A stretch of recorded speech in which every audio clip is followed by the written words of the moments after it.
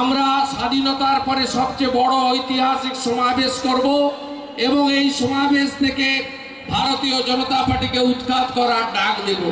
যদি আমরা মনে করি যে গত 5 রাজ্যের নির্বাচন সেমিফাইনাল ছিল, তাহলে সেমিফাইনাল নির্বাচনে ইতিমধ্যেই ভারতীয় জনতা পার্টি 5-0 গোলে হেরে গেছে। এরপরে 2019 সালে আমাদের টার্গেট হবে বিজেপিকে যতটা সম্ভব নিচে নামিয়ে এই রাজ্য থেকে 42টা আসন জননেত্রী মমতা বন্দ্যোপাধ্যায়ের হাত দিয়ে আমরা পাঠাবো।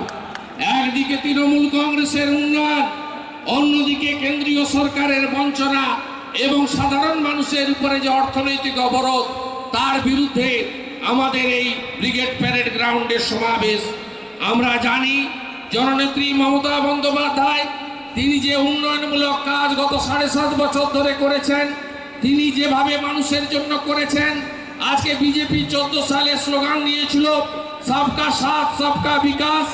আজকে আমরা দেখলাম ভারতীয় জনতা পার্টির দিল্লির সরকার কি করেছে, নীরব মোদী কা সাথ বিজেপি কা বিকাশ। 1160 কোটি টাকা দিয়ে 7 স্টার দিল্লিতে বিজেপির পার্টি অফিস তৈরি করা ছাড়া কারোর কোনো কল্যাণ করেছে বলে আমাদের জানা নেই।